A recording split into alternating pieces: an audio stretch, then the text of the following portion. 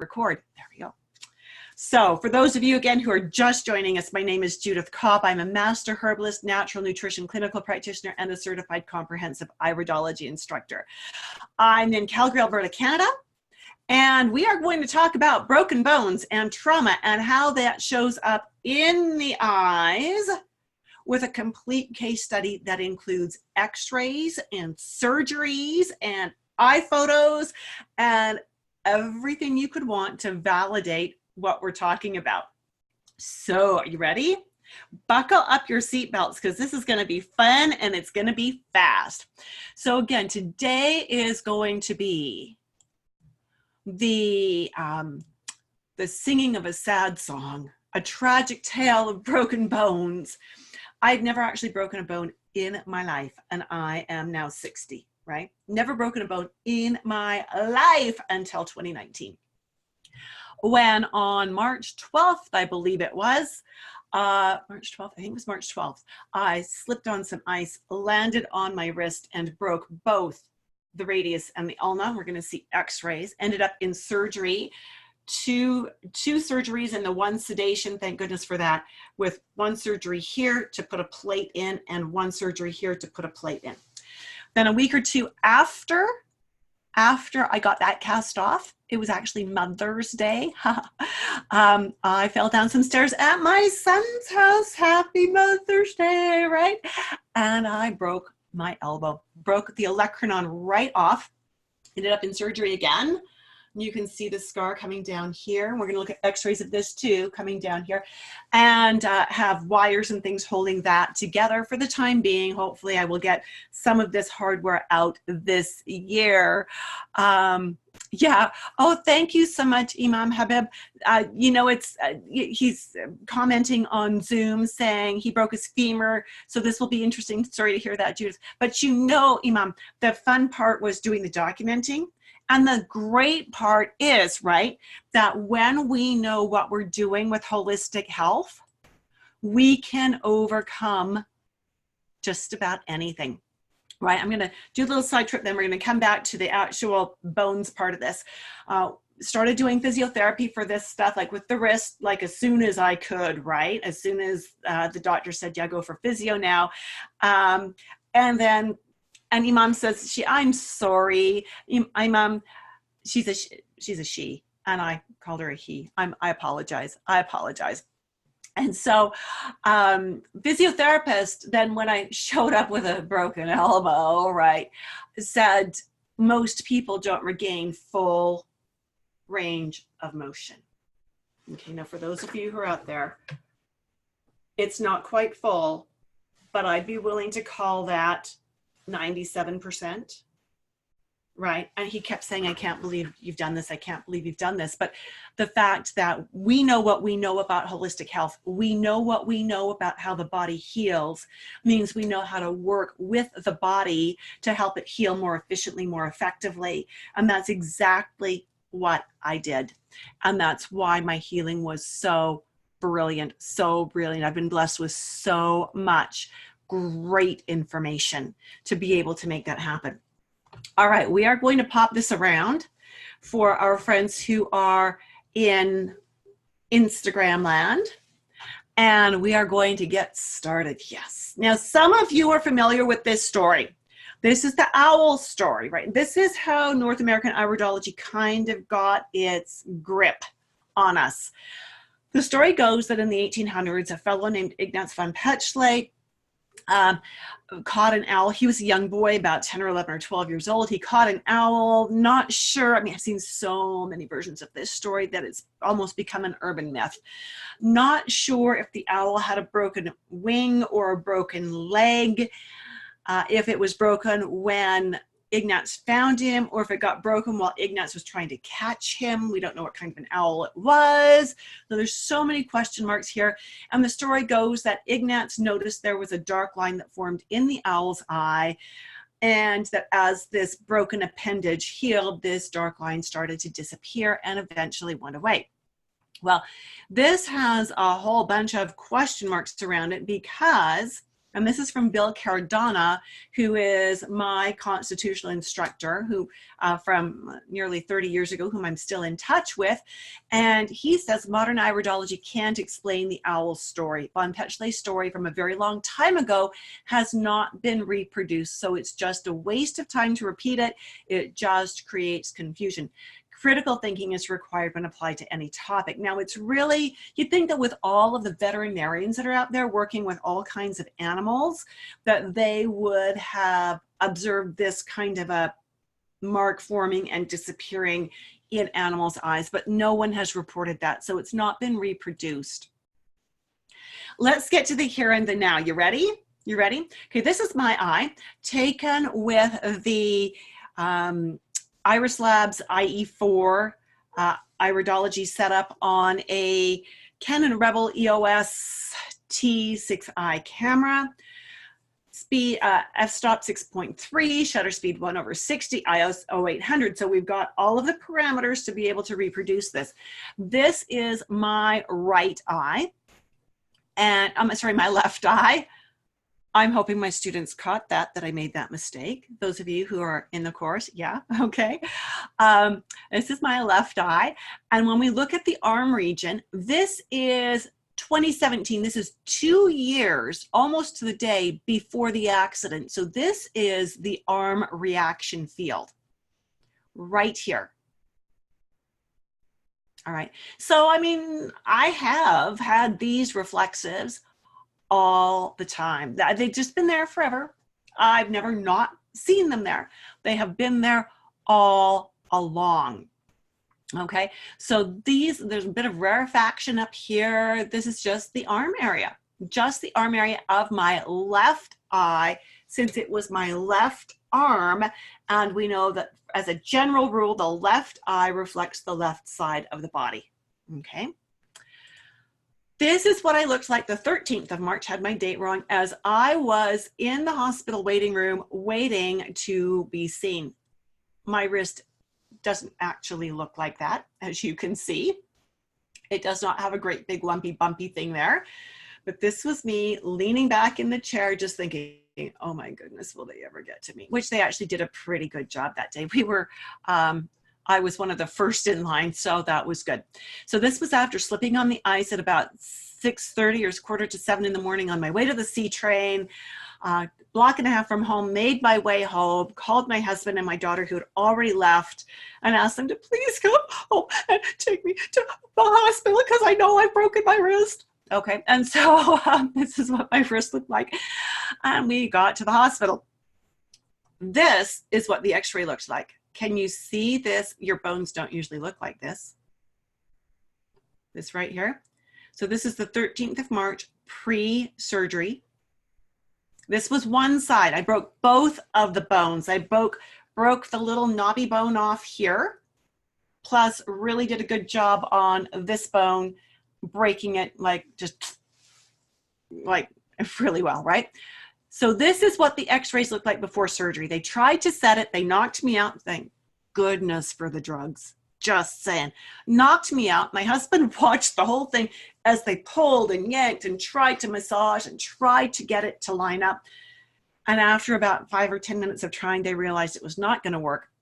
They talked to the resident surgeon, orthopedic surgeon. He said, yeah, it didn't line up good enough. We're putting her in line for surgery. And they got me into surgery that evening, for which I was very grateful. Here you can see the breaks again right here. Now, those of you who are on Instagram might not see this all that well, so I'm going to give you a closer up view. There you go. You can see it right here.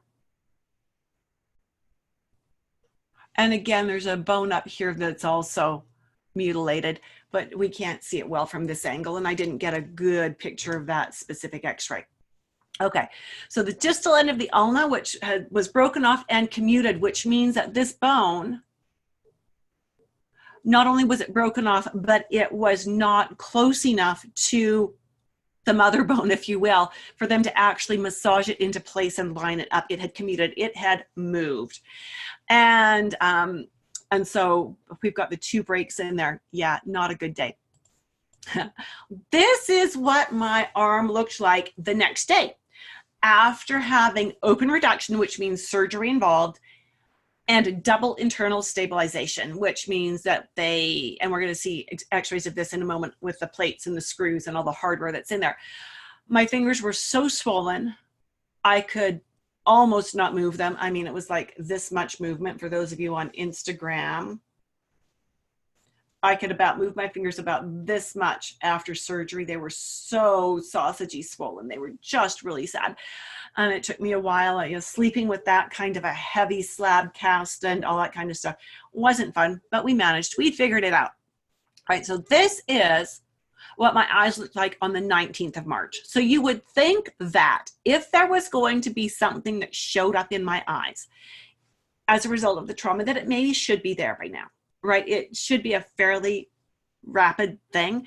So this is just a week or so after the accident. Same eye, same zone. Notice that my camera settings have changed a little. F5, shutter speed 1/60. I had presence of mind to do the photos. I did not have presence of mind to look back through old photos to match my camera settings. Just saying. So, we can't look and say, oh, these eyes are brighter. She did some cleansing. That's great. No, she was actually had the drugs to try to do the external fixation. Then she had general anesthetic for 3 hours. That's how long it took to get this all put back together, 3 hours. And then, yes, she did use some pain meds for not as much as was prescribed, but pain meds for about the next 4 or 5 days after the surgery, which, you'd think that if anything, that was going to gum things up, but it did not affect my eyes at all, because we know that drugs do not show accumulation in the irides.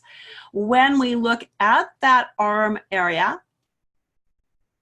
we see the exact same reflexives. We see the exact same rarifications. Nothing has changed. Not a single little tiny itty bitty thing.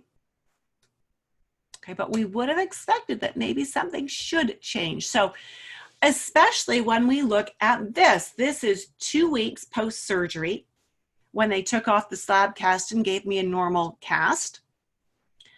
We have in here 1, 2 metal plates, and depending on the angle, that you can actually see that there are 12 screws in there. Now, why did none of this stuff actually change my eyes? That is the big question, right? Why did the brake not change it? Why does the presence of the metal plate not change it? Why did the eyes not change? The eyes didn't change because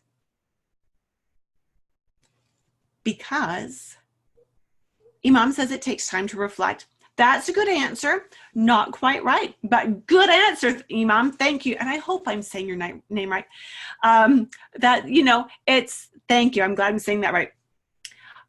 It didn't change because none of this changed my genetic structure. The eyes, the irides specifically show us what our inherent potentials are.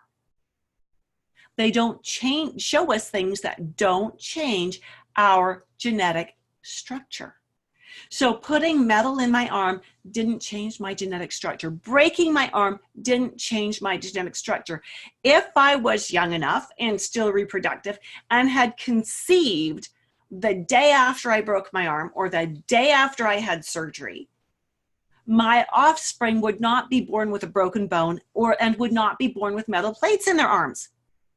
Right? This did not change my genetic structure. So it would not reflect in the iris of my eye. Does that make sense? Here's the other view where you can actually see all the other screws that are in this plate. Right, so this is kind of wild, right? We've got all of these, we've got this hardware. I've flown since this and was very pleased that there's not enough hardware there to actually set off the metal detectors.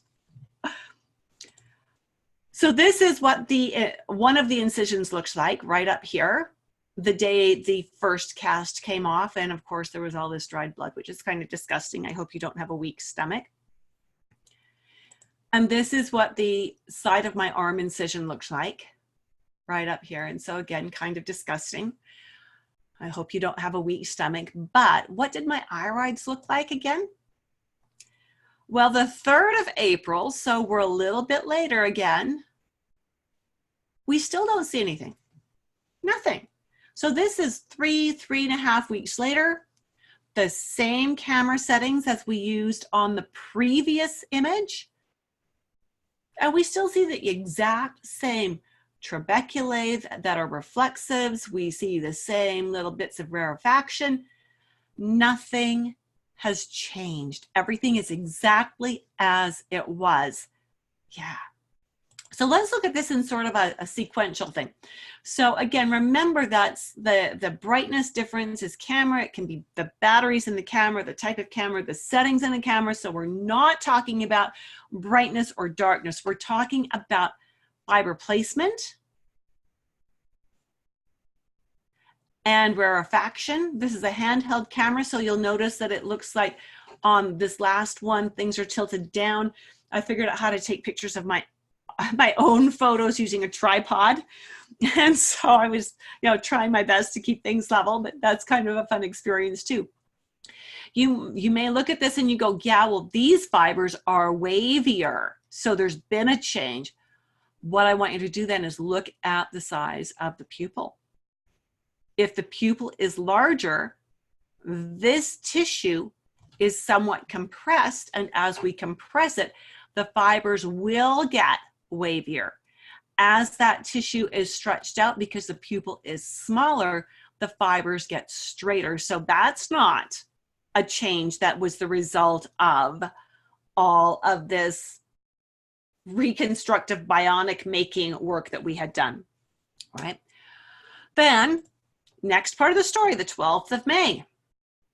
Fell down the stairs, broke my olecranon right off. Look at that gap. As I was laying on the floor at my son's house with grandchildren around, doing my very best to only say, oh my, oh my, oh my, and to not say anything else in the presence of the grandchildren. And I did very well, I might add. My husband said he watched and he looked at my elbow and he knew instantly that it was a major, major injury.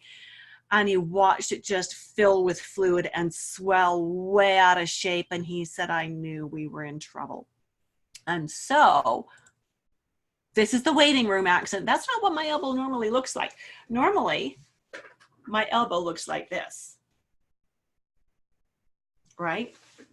It doesn't have a cave in and then a big knob on the end, just saying. And so, and Brenda, good question. Do I have a trauma fork in the arm area of the sclera? I do not. I do not. I monitored my sclera as well, and there was no trauma fork then, and there is not now. Bizarre, right? So here I am with another slab cast for 2 weeks. And this is for the elbow. What I learned, for those of you who maybe break an arm and you're thinking, what am I going to wear for tops? Scrub tops are the best. Wide sleeves, big necklines, lots of pockets for the things that you need to carry but can't when you only have one useful hand. Scrub tops. So I went and bought 3 scrub tops, lived in them for like 6 weeks, and that was the best. So here we are, 2 weeks of this. Now, what did my eye look like? So this is again about 2 weeks later, and here, Brenda, you can see, and I'd probably taken 25 photos by this time to get a good one, but there is no indication of a trauma fork in that area. Little bit of congestion, but no trauma fork. Isn't that bizarre? I would have expected a trauma fork too, but I didn't see one. So again, here we've got this. You'd think that I should be seeing something, because I'm going to show you in a minute all of the different hardware that's in the arm. But you'd think there should be something. 3 surgeries over 2 general anesthetics and casts and all kinds of stuff. So we've got the wrist on June 25th. Healing beautifully. My doctor was very pleased. The elbow with pins into the bone, that go through the broken chunk and into the stable part with wires on there that they cinched and wrapped up to hold this together. So they twisted that wire to make it as tight as they could to hold this all together so that it would begin to heal properly and to reattach. September 2nd, again, a little on the bright side for the image, but we've got the exact same fibers. We've got the same rarefactions. We've got everything, and no trauma fork, Brenda. That's a great question. No trauma fork. And even some of the congestion we were seeing in the previous slide from the abuse of taking so many pictures, well, you know what? It's even that has settled down, right? So pretty bizarre stuff. So the question is, how does trauma show up in the eye? Breaks and sprains and strains and things like that. They don't show up in the iris. They don't show up in the iris because the iris is inherent. It is not acquired. And that means that, you know, barring actual damage to the iris itself, you're not going to see a change in the iris from something that does not change your genetic structure. Okay, so that's really cool. As Brenda has suggested in her question, there may be, depending on the nature of the injury, transient changes in the sclera. Okay, and so my theory on that, especially for you, Brenda, is this. I think a part of it depends on what part of the body has been traumatized and how delicate and sensitive that is. I think that's why we see more trauma forks when there's a head impact, because the brain is very delicate. And I think it also may depend on how long it takes it to heal and is it healing properly. So if I had thought about the wrist, I'm a herbalist, I don't need no doctor, I'm just going to fix this on my own, and been willing to then live with a crippled arm for the rest of my life, I think then we might have eventually seen a trauma fork form. But because I was into surgery with the first accident within about 12 hours of the accident, and the second accident, it was about 28 hours later, so it was pretty quick. I think that is what reduced or made it so I didn't show a trauma fork, was the fact that we got it set very quickly so that it could actually heal in alignment. And the orthopedic surgeons have said, you know, wow, that's amazing. You know, really, you've healed up really well. My physiotherapist is going, wow, you're a rock star. You've done it again. You've healed better than like 99% of the rest of my clients with this kind of an injury. And so I think a lot of it goes back to how quickly do you get, or what part is damaged, how sensitive is that area, and how quickly do you tend to it to help it heal properly.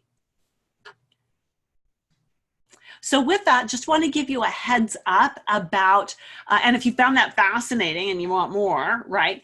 Confident Nutritionist Dynamic Iridology is starting again on January 15th. This is a class taught via live online webinars. And if you would like to get on the email list to know when classes are coming up, just hop on over to iridology.education. You're going to see a little pop-up box that offers you a free iris map or something like that. I don't remember what I've got up there right now. I think it's an iris map. You opt in for that. That'll put you on my mailing list, and you'll receive emails to keep you apprised of classes that are coming up. The next go-round is starting on Wednesday, January 15th.